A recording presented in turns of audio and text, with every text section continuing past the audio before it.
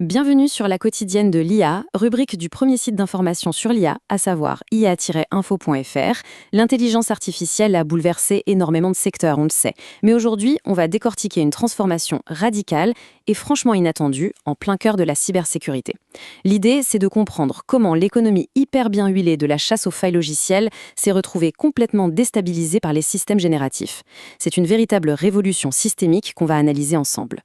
Toute cette analyse repose exclusivement sur l'excellent travail de fond mené par Didier Taormina. Ses recherches, publiées en mai 2026, offrent une perspective vraiment unique. Ça nous permet de voir l'impact économique réel, et pas juste théorique, de l'automatisation dans ce milieu très fermé de la recherche en cybersécurité. Pour bien cerner l'ampleur de cette crise, on va suivre un plan assez clair. D'abord, on va revenir sur l'âge d'or des récompenses. Puis, on parlera de cette fameuse rupture provoquée par la machine. Ensuite, on verra la saturation des équipes de triage, l'abandon des géants technologiques, la menace directe sur l'économie des chercheurs, et on terminera sur une note plus positive avec l'émergence d'un tout nouveau modèle hybride. Alors, commençons par la première partie, l'âge d'or des récompenses. Parce qu'avant la tempête algorithmique qu'on connaît aujourd'hui, le système fonctionnait sur un équilibre humain extrêmement précis. Si on remonte un peu le temps, lors de sa fondation en 2012, le programme Internet Bug Bounty proposait un modèle limpide. Découvrir une faille valide, ça rapportait entre 750 et 1000 $. Et la répartition était super bien pensée. 80% allaient directement dans la poche du chercheur qui avait débusqué le problème, et les 20% restants servaient à financer les équipes chargées de corriger le tir. En fait, ce ratio valorisait vraiment l'effort, la patience et l'expertise technique. L'incitation financière était, à l'époque, parfaitement calibrée. Et ça met vraiment en lumière le basculement actuel. D'un côté, on a la méthode traditionnelle.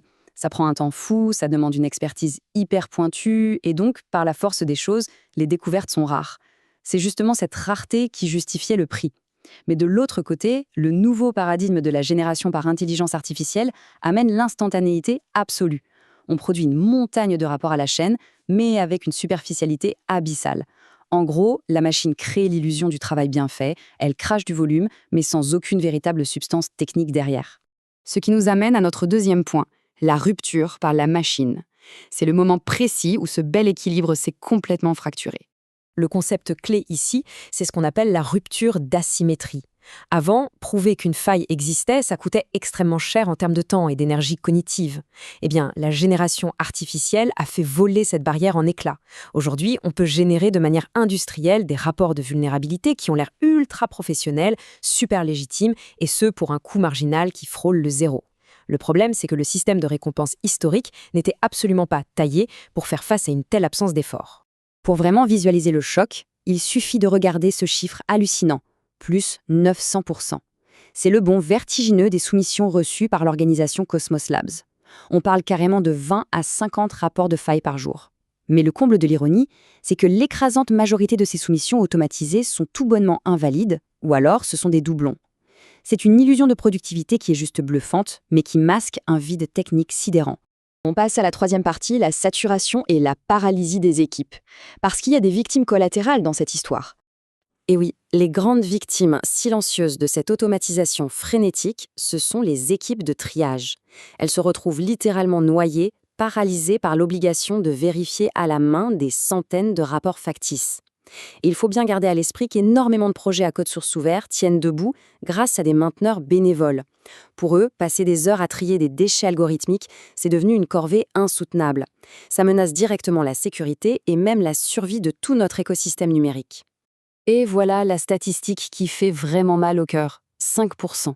D'après Daniel Steinberg, le créateur du célèbre outil Curl, sur la totalité des soumissions qu'ils ont reçues en 2025, seuls 5% décrivaient une faille qui pouvait réellement être exploitée. Ça veut dire concrètement que 95% du temps passé par son équipe à éplucher ces rapports a été jeté par les fenêtres. Face à un tel désespoir organisationnel, il fallait s'attendre à des décisions radicales. C'est notre quatrième partie, le moment où les géants technologiques jettent l'éponge. L'effet domino en somme. Cette petite chronologie illustre un véritable effondrement du système au tout début de l'année 2026. Le coup d'envoi, c'est janvier, avec la fermeture pure et simple du programme de récompense de Curl.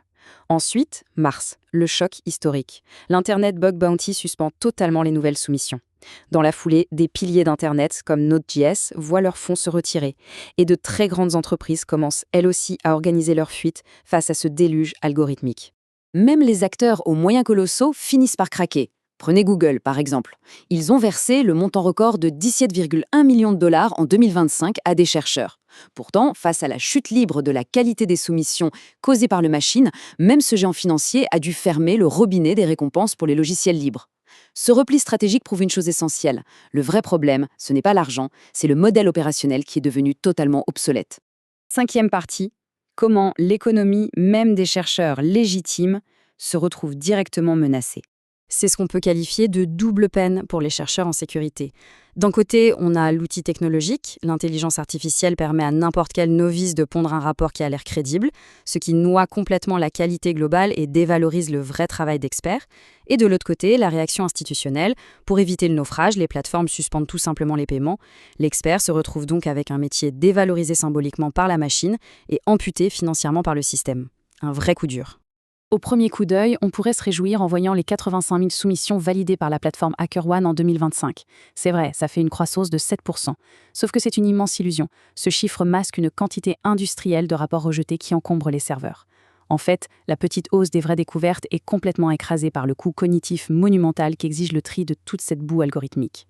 Ce qui nous amène à notre sixième et dernière partie, la transition vers un nouveau modèle hybride pour enfin sortir de cette impasse. Face à l'urgence, la riposte s'organise. On a notamment la Linux Foundation qui est montée au créneau avec un fonds de 12,5 millions de dollars. Leur logique est super intéressante. Ils veulent utiliser la machine contre elle-même. Étape 1, financer des modèles défensifs. Étape 2, s'en servir non pas pour inonder les serveurs de rapports, mais pour automatiser le tri côté mainteneur. Et étape 3, arrêter purement et simplement d'utiliser l'automatisation pour gonfler le volume d'envoi. La machine doit aider à digérer la charge de travail, pas l'alourdir. Il y a aussi une belle lueur d'espoir qui nous vient d'Europe avec la plateforme Yes We Hack. Ils ont opté pour un modèle hybride qui marche du tonnerre.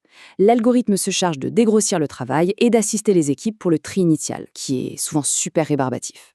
Mais attention, l'analyse en profondeur, elle, reste exclusivement entre les mains des experts humains. Et ça paye.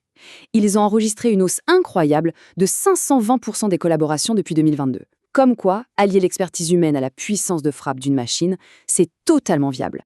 Tout cela nous ramène à la grande leçon de cette crise. Comme l'indique cette citation, ce que l'IA fabrique en masse, c'est l'apparence du signalement, pas sa substance. Un rapport de qualité qui prouve qu'une faille est vraiment exploitable de bout en bout, ça demande une intuition, un recul, une compréhension globale du système. Et ça, les outils génératifs qu'on a aujourd'hui, ils sont bien incapables de le reproduire tout seuls. En fin de compte, ce n'est pas un manque d'argent qui a fait vaciller le vieux modèle de la chasse aux failles, mais bien une asymétrie technologique massive. Tout le secteur est contraint de se réinventer, de remettre la qualité certifiée sur un piédestal au détriment de la quantité brute. Et cela laisse en suspens une question fascinante pour l'avenir. La machine remplacera-t-elle un jour la véritable intuition humaine face à du code complexe ? Retrouvez toute l'actualité autour de l'intelligence artificielle sur le portail ia-info.fr.